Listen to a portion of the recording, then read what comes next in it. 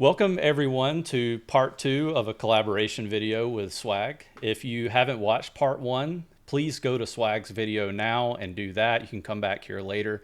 There will be a link in the description or in the comment area of this video, and probably a card in the top right hand corner. So in today's video, we're going to go into detail about some of the things we went through in the timeline in my video. We're going to kind of take some of that detail from the timeline and come up with a few scenarios that we think could possibly be happening and discuss those things here. Yeah, and a couple of things that we want to note. As of recording today, there have been no end of service updates on EA's website, and EA's user agreement provides for a 30-day shutdown notice. So just want to make completely clear, as of today, the game has not been shut down. The game is not dead. One other thing I think is important to note here is that the people who work on QA in this game, so what I mean by that is people like Ultraslide or Shrike, they are no longer discussing in the Discord, right, as we talked about in the timeline video. But there are still moderators in the official Discord, and some of them have actually been talking to people in the official Discord. It's the people with that darkish purple, bluish name. Those are typically outsourced moderators by EA, or at least that is my understanding of them, but they are currently still being paid to moderate the official Discord.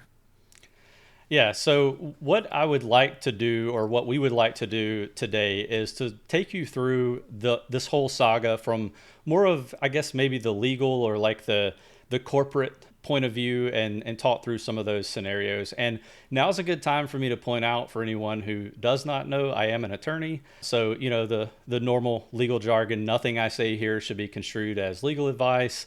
There's not any sort of attorney-client relationship, and this video is for entertainment purposes only. Just a big disclaimer to put out there.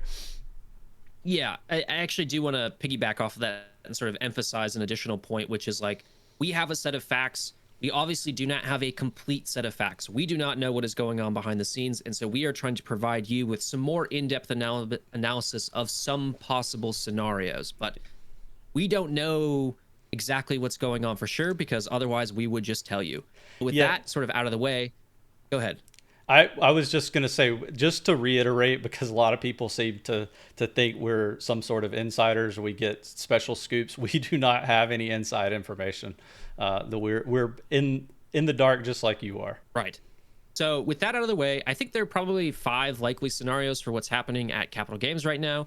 Number 1, the game is alive, and the lack of comms is because they're working hard on the game, and or CG Heem is not back and communicating with us. 2, there's some sort of asset sale. 3, there's some sort of internal restructuring at EA. 4, there's licensing issues involving Middle-earth Enterprises and Embracer Group. And then 5, they're ending the live service of the game. Right. And we're going to take you through each of these scenarios, and we'll explain what maybe might be happening and any sort of timeline for resolution if we think there might be a timeline. But all of this is completely speculative. So let's start with the last one that Swag mentioned, and we'll work our way backwards. First, you need to know the basics of 2 important things: public company disclosures, or public company reporting, and non-disclosure agreements. So non-disclosure agreements, NDAs, or as they're sometimes called, confidentiality agreements, they're agreements where the parties involved, they promise not to tell any secrets arising from that relationship. So this might be a mutual non-disclosure agreement between 2 businesses who have a license or a contract together, and they both promise they're not going to talk about that publicly. This might also be a non-mutual non-disclosure agreement. So it might be between a company and an employee, where the employee promises not to talk about a project that they're working on. Both of these situations could be applicable here. So Capital Games devs and community managers are surely under some sort of employee non-disclosure agreement not to discuss the project, or at least the things that haven't been released yet. So like, they're not going to talk about a marquee until it gets released, or, you know, the next legendary or whatever else. Similarly, Electronic Arts, Capital Games, Embracer Group, Middle-earth Enterprises, or for instance, maybe a third party potential buyer might be under non-disclosure agreement not to discuss any sort of ongoing negotiations or disputes. So Swag, are you still awake? Yeah, I'm good. I'm good. Keep going, man. Oh yeah, get some of that copium. The other concept that's worth explaining is that of public company reporting in the United States. So when a US company files paperwork to go public and list its shares on a public stock exchange like the New York Stock Exchange, that's probably the most popular one. That company has to start disclosing certain financial data by submitting it to the United States Securities and Exchange Commission, the SEC. And that is not the same SEC as the American College Football Conference. Companies submit this information every 3 months in what's called the quarterly report on Form 10Q or the annual report on Form 10K.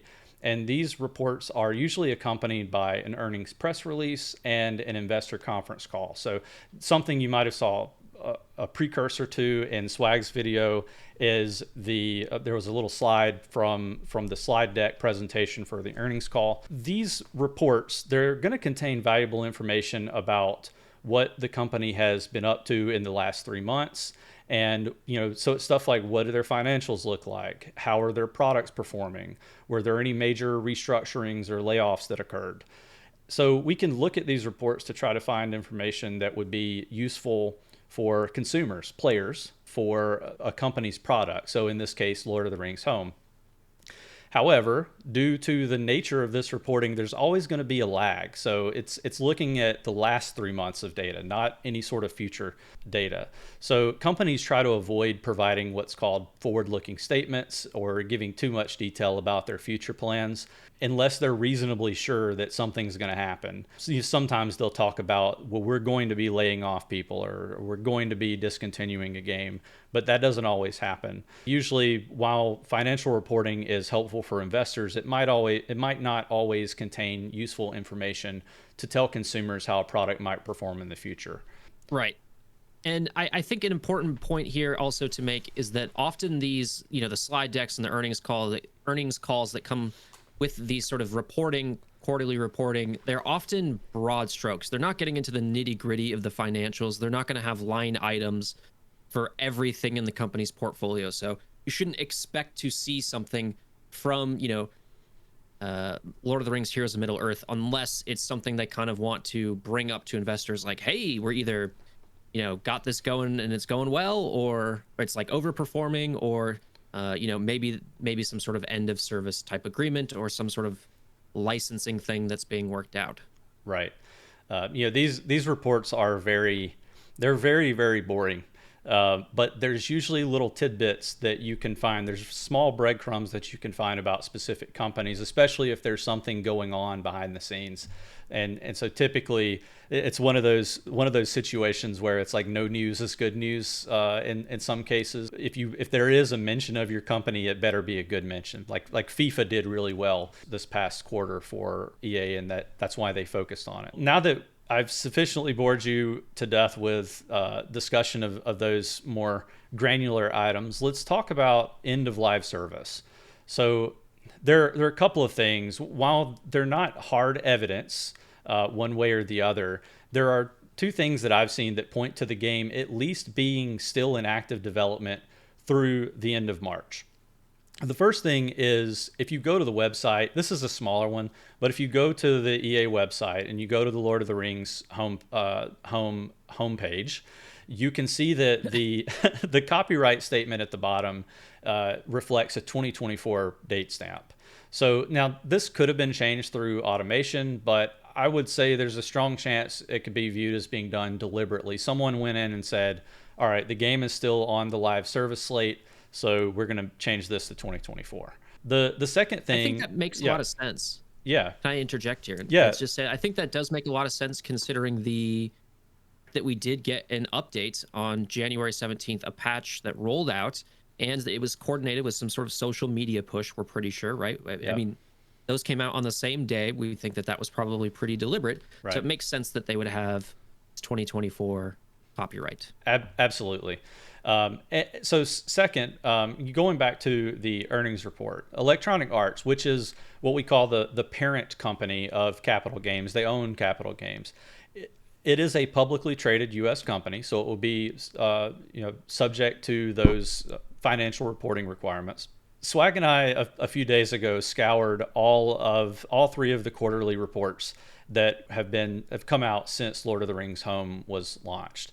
And we were looking for anything that might tell us about the live services segment of the company's operations. So the live services segment includes Lord of the Rings Home. And we also wanted to see if Home was mentioned specifically. We did find out that live services have been a cash cow for EA, and that really comes as no surprise. There were no substantive mentions of Lord of the Rings Home in the last report. In the earnings materials, in the slide deck, there is a slide that indicates the current live services games for EA. And Swag pointed this out in the video that we did on his channel. But you can see, and we'll have it up on screen, the progression from Q1 of 2024, which this is kind of confusing, but Q1 2024 for EA it covers April, May, and June of 2023. Game was released in May. And then you look at the comparison to Q2, which covers July, August, and September, and then comparison to Q3, which covers October, November, and December. Now, this is a very subtle difference, but I've seen a lot of people point out that, oh, like the slide from Q2 to Q3 is exactly the same. And it's sort of an insinuation that there's nothing to take away from the slide's inclusion in the report. Like it's not telling us anything about whether the game is alive or dead. But if you notice, and I'll have this comparison on the screen as well, there are a couple of highlighted portions. So you'll see that basically it changed from November or NOV 2023 to November of 2023. So they changed the wording and they also changed the font size a little bit between the two. And it's obvious that someone deliberately went in and looked at this slide and made some changes to it. So like they were looking to make sure, all right, this is the full, slate of live services games. Is this evidence that the game is still being developed today? It's hard to tell because, as I mentioned, public disclosures lag behind, but it at least tells us that as far as what they're legally required to disclose, the game was still being developed on December 31st, 2023. And I think that's pretty significant. So I think that's probably backed up. I think that's probably backed up by the fact that we did see a patch on January 17th. They did come back into work and start working on stuff. So as of that last sort of earnings report, it appears to me anyway that they were intending to continue, working on development. Yeah, and I mean the biggest takeaway here is I believe that we are still in live service. The game is still alive, and until we see a specific statement from EA showing that the game has been shut down, that's the assumption we have to run under. And the next time we're going to see anything like that would be in April when they discuss the Q1, or I guess it would be Q4 2024. So Q4 24, yeah. January through March earnings. So unless they come out with something before that, but reiterate, end of live service has not come yet, thankfully. So next we can talk about licensing issues. So we did a little bit more digging, and this time we looked at the website for Middle-earth Enterprises, and we checked a couple of other Lord of the Rings games that are in active development. So you can go on there yourself. You can see they have this big list of everything. It includes jewelry licensed for Lord of the Rings. I think there are bicycles. Yoga mats. Yeah, yoga mats. Rivendell bicycles. Yeah, Rivendell bicycles if you want to be like Elrond. Yeah. so like they license a lot of products, but the interesting thing for us, what we were trying to decipher was if they have any other games, is there anything that we could figure out to see if Middle-earth Enterprises was basically there was a pause on all of their games or all of their content, because we mentioned Embracer Group, who owns Middle-earth Enterprises, having to go through that restructuring. And what we found was Lord of the Rings Online, which is a fairly old game, received an update on February the 8th of this year, and Return to Moria had at least posted a dev interview. I think it was done on January 26th. Now, hasn't been any updates, but that was more of a game that it was pretty much fully fleshed out upon release. But I think, posting that dev interview, it's more than what we're getting. So I think the big takeaway there is it doesn't seem like there's any sort of issue where Middle Earth Enterprises has put a pause on all of their licensing. Second, Right. we looked at Embracer Group's earning presentations, and for someone who does a lot of this for a living, they're actually way more boring than normal. And they announced this significant restructuring that they underwent in 2023. We found a few references that the company would be looking at its existing holdings, and they were going to be ending some of their more unprofitable partnerships and projects. But we found no mention specifically of Middle Earth Enterprises or any of its licensed products being affected. And they're not insignificant, but they're not like the biggest part of what Embracer Group owns. They own a massive amount of IP. So I think if they were specifically targeting Middle Earth Enterprises, probably would have been mentioned in that discussion. Yeah. So they've got a lot of debt to kind of make up for. They've got like it's like over $1 billion in debt that they need to help like pay down in terms of restructuring, right? And I think basically the CEO of Embracer Group was like, we are looking at projects that are not necessarily profitable for us, and they seem to be focusing more on the PC side of things. And in fact, mobile and tabletop were actually doing quite well for them, and they were happy with their performances there. So it's kind of a weird like where does Middle Earth Enterprises fit into that, because it's not really, it's a licensing company, so it doesn't really fit into any of those categories. Maybe you would include it in mobile because of the deals you're making. Yeah. Maybe but it's not entirely clear. Either way, it doesn't look like that's sort of the focus Yeah. of what Embracer Group is trying to restructure. Well, and I believe that the acquisition of Middle Earth Enterprises is fairly recent. It's in the last 2 or 3 years, at maybe 2022. And the company that owned Middle Earth Enterprises before owned them for decades. I think that Embracer Group was very calculated in getting the Lord of the Rings IP. They understand that there is a potential for $1 billion of profit, or maybe not profit, but for the new Lord of the Rings, like the Rohan movie, to net $1 billion at the box office. I mean, they know that the Lord of the Rings IP is profitable. I don't think that they would sell off Middle Earth Enterprises to try to fix their debt situation. I think they would lean into it, and they know how much money Swago has made. So like they know that Middle Earth Enterprises is capable of pulling that money in for them. So we're gonna get to this when we talk about the asset sale, but yeah.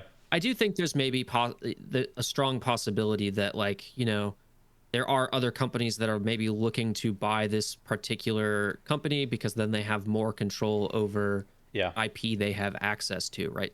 First company that comes to mind in my head is a company like Amazon, right? Yeah. Who is doing the Rings of Power show, but we will continue that discussion in the asset sales section. Yeah, and remind me, we should include trying to get into Jeff Bezos's mind on that. But yeah, we can talk about that a little bit more in our asset sale. So the last thing under licensing issues, so the initial license that EA entered into with Middle Earth Enterprises, EA acquired the license on May 9th, 2022, and the game was publicly launched, came out of beta around that same time in 2023. So you had about a year of beta. It released publicly, and we're coming up on the second anniversary of kind of the licensing for the game. It's not clear how long the license was acquired for. We do not know that publicly. It's never been released anywhere. I tried to find that information. So we don't know whether it has to be renewed annually or if it was a multi-year license.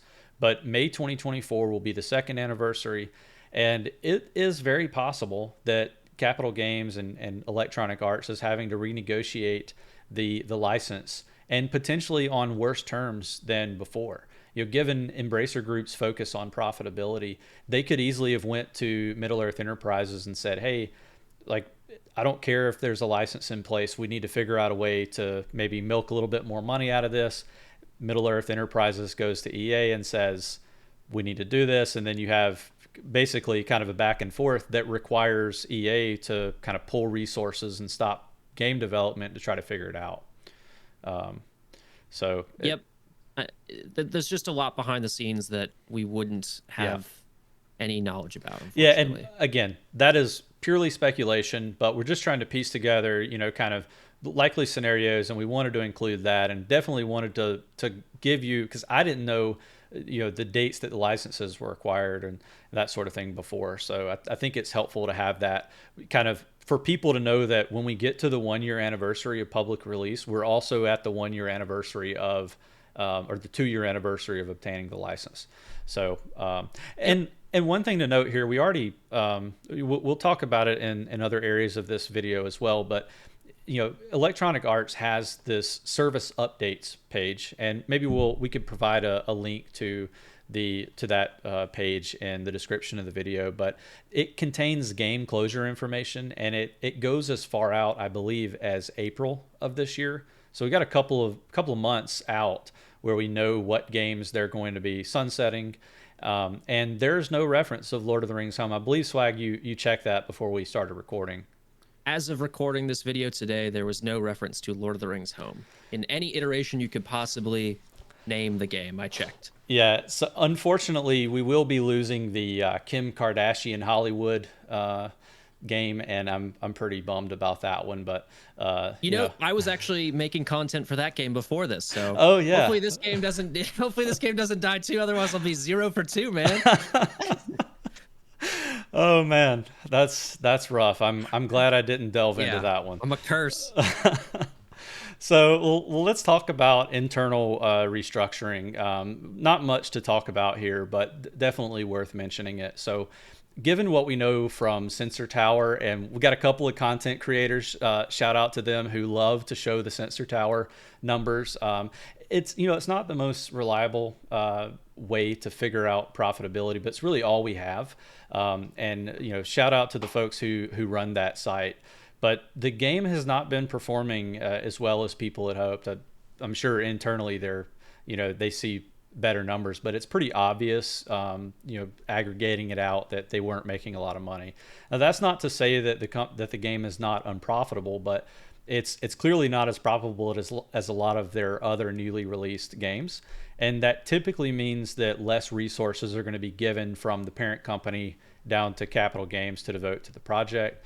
And it may also mean that they're looking to cut the team or reallocate more valuable resources to projects that would actually increase revenue for the company. So this is a very high possibility that there could be some internal restructuring going on. I wouldn't expect that they're going to pull the entire team, but certainly you could see some folks shuffled around. And if go ahead. My kind of understanding, the way it's been explained to me from somebody who works on sort of app development is, often they do have, you can't just like start a new game on a whim, right? You have to go to upper management with a plan. You have to say, these are my expected costs. We're going to have to get the license. These are what I expect for development costs. How are we going to capitalize all of that? How are we going to essentially pay for that down the road? Well, maybe the game is not making as much money as we would like. And then here are our expected earnings through, XYZ. Right. And you kind of have I'm sure all of you know this. You just kind of check in every once in a while and say, hey, are you checking boxes? Are you getting things done? Or are you not? Has something come up? And if there has been something that's come up, or they haven't been as profitable, then maybe they need to have to take a look at doing some sort of restructuring like we've been talking about. Right. Yeah, and if there is a restructuring going on, I would say it clearly was not finalized as of December 31st. Right. Unfortunately, unless CG announces it to us before the next earnings release, and they very well could, we wouldn't find out about any sort of internal restructuring until after March 31st. And we might never find out about it. They might just not tell us that there's been a change, and unless someone like Heem, who's very public facing, or Nick Reinhardt, Shrike, Ultraslide, someone who we know on the Discord forums, we may not ever find out about it. And given the small nature of the game compared to other titles, they, like I said, they may not even mention a restructuring of this group except in passing. So, but something to think about. And so next interesting one, we've kind of alluded to it already, but asset sale. So if Electronic Arts is planning to sell Lord of the Rings Home, The ongoing negotiations would constitute material, non public information.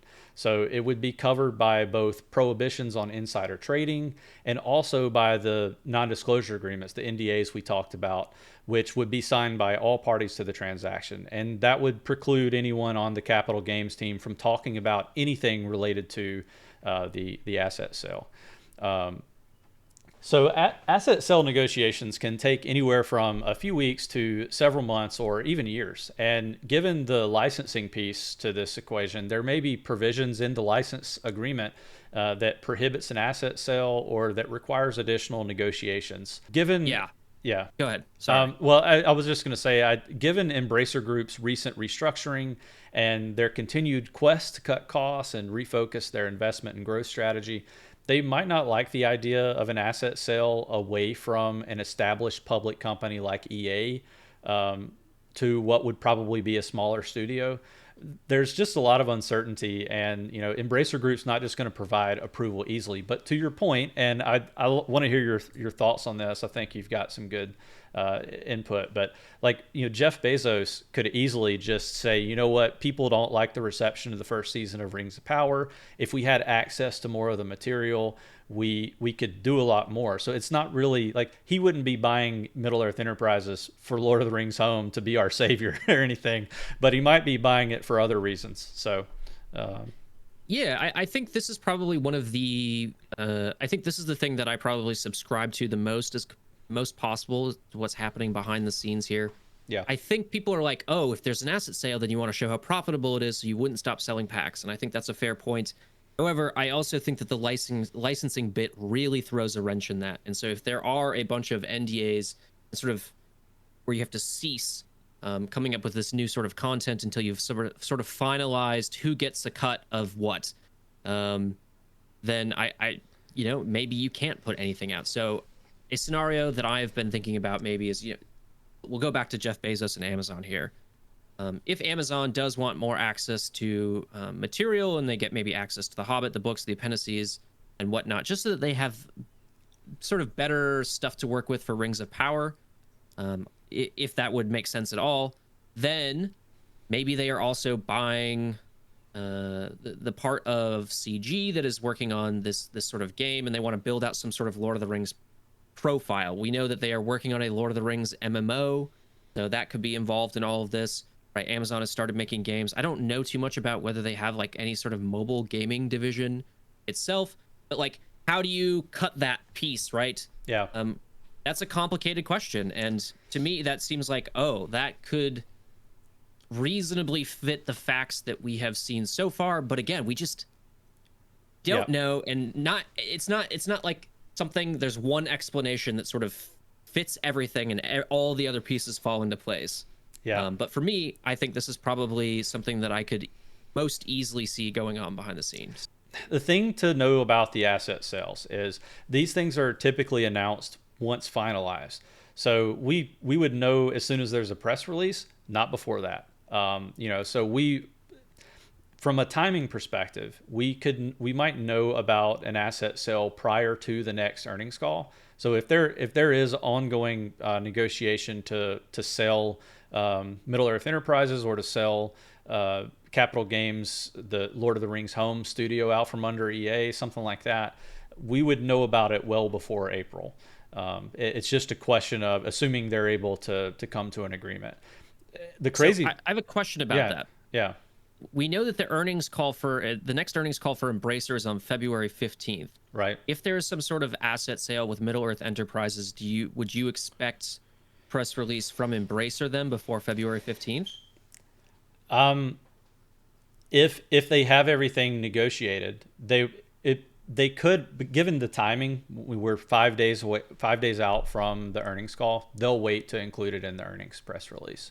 I see. So, but if it's, they could have the earnings press release, talk about stuff that happened in the last quarter, not mention the asset sale, and then wait until a more opportune time. There's a lot of kind of jockeying to make sure that you don't tank your share price or whatever else. So, we could hear something on the 15th. I don't want to give people false hope. It's something that I'm sure you and I are going to be monitoring. Others in the community will monitor it as well.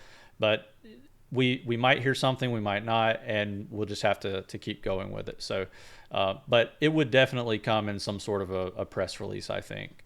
So Okay. that, and I agree. Again, this asset sale is probably the most likely. Licensing is probably the second most likely. I think the last thing we want to talk about is the idea that, or the notion that Capital Games is just kind of working in the background. They're working really hard, the Santa's workshop type thing, and they just chose to cut back on community engagement. Look, I think it's a viable option, but it would be extremely financially irresponsible and a little tone deaf as well to do this, which is why no one buys it as a reason for the lack of response. If there are no NDAs in place at all, there's absolutely zero reason why Capital Games would completely ghost the community and risk further revenue loss. And we should talk about the lack of pack offers here as well, because from talking to people in the community who've dealt with other games being shut down, there's almost always this final whale squeeze where they try to grab a little bit of extra profits, put out some extra packs, and maybe even before they tell you the game shut down, like, hey, buy this new legendary, and then a week after the legendary event, they're like, hey, we're going to shut down, sorry. So no for-profit company would ever leave money on the table by not providing new packs during any sort of a shutdown. And if they're just ignoring us to work on game modes and content, I think they would at least give us a calendar for February and maybe some packs to buy to tide us over. Yeah, I think there's also there's two kind of notions that I want to, or discussions that I want to talk about. One is that, like, oh, there's still the possibility that they could be shutting down and they're just sort of waiting out this refund period.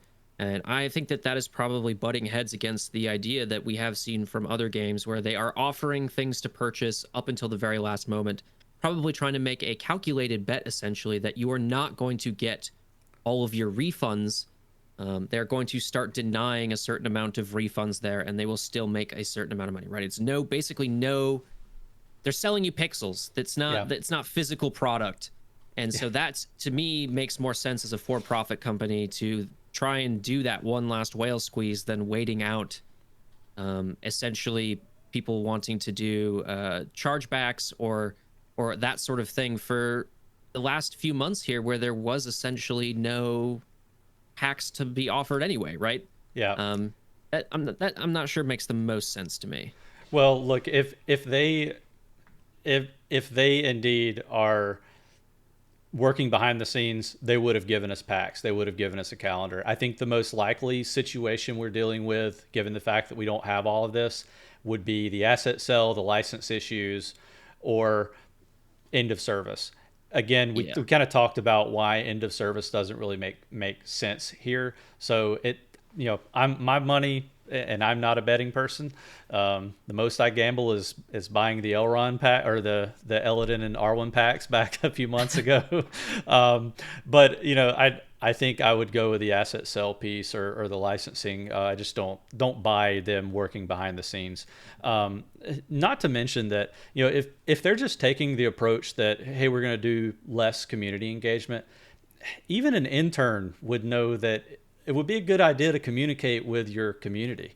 Hey, we're kind of been talking to you a lot regularly, but we're going to take a step back. We want to try to focus on bringing you better content. But, it's like, I just feel like they would have already talked to us if that was the case. Hey, we're going to shut down the Discord, but you can still talk to us on the forums, and we'll get back to you when we can. Right. It seems more like they're not allowed to talk, as opposed to they're choosing not to talk. Yeah. Even though Capital Games does have a history in which they have done something similar in Swigo, where they have sort of shut off that community communication. Most notably, I would say probably around 2020, around the launch of MSF. And there are some other things that are all tied into that. Don't necessarily make sense in this particular context, but like we talked about, it just doesn't. It's just not all adding up, basically. Yeah. But I want to talk about another scenario that we didn't include here in our sort of prepared remarks, but that I sort of want to get your take on, that I've been seeing recently in the official Discord, which is essentially that You know, they didn't feel like they launched the first time very successfully because they had limited game modes or whatever, and that they are sort of working behind the scenes, making content so that they can essentially relaunch with essentially a new community, um, in a new sort of state of the game where they have more content. What do Yeah. you think about that? Well, so this is, I guess, maybe the 5.5, or maybe the secret It's kind of a sixth topic. combination. Yeah, Yeah. we'll call it the secret topic. So, Yeah. I think this is the one where we probably need to get our copium back out, because I think, it may be more one of the more far-fetched ideas, but I could buy it. I do think that the way the game was launched was done very poorly. Not even having a raid. I mean, I was there pretty much day one. I'm in Shard 3, so I was a few days late. And I'd like to say that was deliberate to stay out of Shard 1, but it was just, I completely forgot that the game was going to be launching. But yeah, anyway, I was there to see that basically there was nothing to do except for arena, and kind of starting to build your teams out and work through the campaign a little bit. So I mean, there was content, but it wasn't a lot. I think it would actually be smart. If I was sitting behind the scenes, if I was at the table saying, all right, what do we do to make the game better? It might be, especially because we didn't talk about this either. There wasn't really much marketing done in the last few months of last year, and like there Or was at all. Yeah. one point over the summer where they were pushing it, on certain devices. You get the, hey, download Lord of the Rings, but you haven't really seen a big marketing push. So I think it would be a good idea. What do you think about it? I think ultimately you have essentially, this is another thing we don't know. We don't know the breakdown between people who are active on Discord, super fans of this particular game, people who watch content versus the overall player base, Yeah, who's playing and whatnot, right? Marketing campaigns tend to target a wider group of people than just people who are going to come onto Discord, people who are going to watch content, those more hyper focused or hyper fans of these particular games. So yeah, there's a possibility there, but I do think that people who are very interested in the Lord of the Rings IP, this is probably something that's already been on their radar for a little while, especially if yeah, they are inclined to play these types of mobile gotcha games. They are in the Swigo or MSF world, right? yeah, I think they probably did know about this. Can you yeah, relaunch with those people? I think a decent number of people would feel burned by that. yeah. Um, we haven't talked about whether that would include any sort of content or like wipe or whatnot. If they wiped, oh my god, I think that would probably Yeah, the place would burn down. I think that's the biggest But difficulty. Even if they gave us, like a shard, gems as compensation, like here's the gem conversion rate or whatever, so you could start over with 100,000 gems or whatever. I yeah, don't think it would go over well. So I don't think it would go over well either. So I thought it was an interesting thing to just to bring up and discuss because I had some people talking about it in the official Discord. I'm not sure I completely buy it. I am under the impression that there is something going on behind the scenes, either in terms of licensing or asset sale or restructuring. I don't know. yeah, I know the game is not currently dead, and you could say, well, it hasn't gotten an update. It is dead, in all but name, and I think that's a fair point. And that kind of transitions me into talking about something that I do want to re-emphasize at the end of this video here, which is, should you still be playing this game? And when people ask me this, basically what I tell them is I ask them back, are you still having fun playing this game? Have you readjusted essentially how you play? So like me, for instance, I don't min-max raids as much as I used to. And yeah, that frees up a lot of time for me, but I'm still having fun playing the game, so I'm going to continue playing the game. And I would recommend the same to you. If you are having fun playing the game, continue playing the game. yeah, If you aren't, maybe consider don't play the game, right? Just not like a you should quit if you aren't happy. It's kind of like the game's got to be fun. yeah. And if you're not having fun, then that's not on you. You didn't make the game not fun for you. You it was their responsibility essentially. Yeah. Well, I mean, the definition of game is fun, really. That's most people, that's what they play it for. You and I don't think would be making content for this game if we weren't having fun and enjoying doing Yeah. it. min-maxing, trying to figure out all these. You've got all these charts that you and your Discord have been working on, which are amazing, by the way. Frack, I think, and there's a couple others. Like you guys are really nerding out on that, and it's awesome for the community. And I've got my infographics that I've been working really hard on. We do this because we want to help the community and because we enjoy what we're doing. We wouldn't keep making these videos if we didn't feel like we owed a service to all the people that we play with. So I personally am going to continue to play because I like playing it. Maybe I get to a point where I don't like it anymore, or I'm sick and tired of waiting around, but I'm not there yet. And so I'm going to continue trying to be a good steward to the community, and that's why we wanted to put this video together. Yep. As soon as I stop having fun, I will stop making content for the game, and you all will be the first to know. Yep. Same here.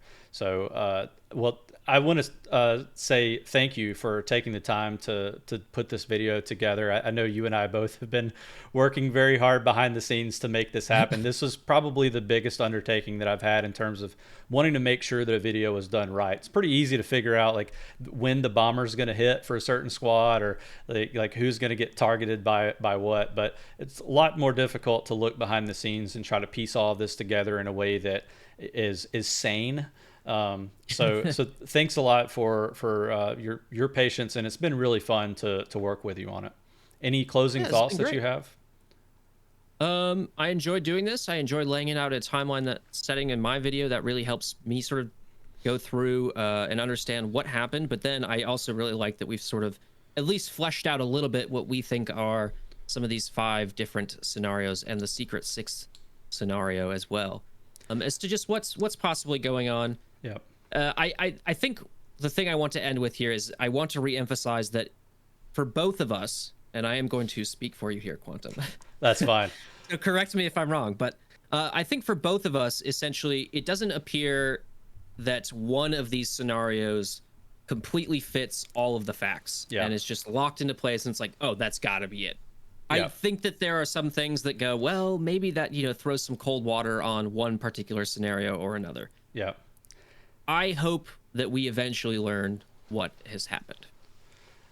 I agree. And I will say this, I think we both deliberately not tried to weigh in on a daily basis about what's going on and do, speculation videos and that sort of thing. We really wanted to make sure that we provided you all the facts and evidence up to date.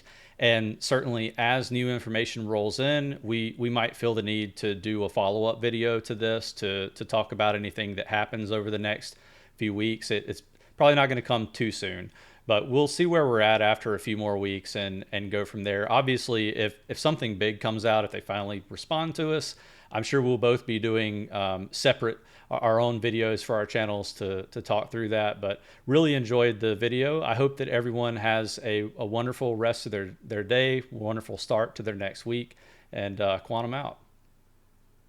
Take it easy.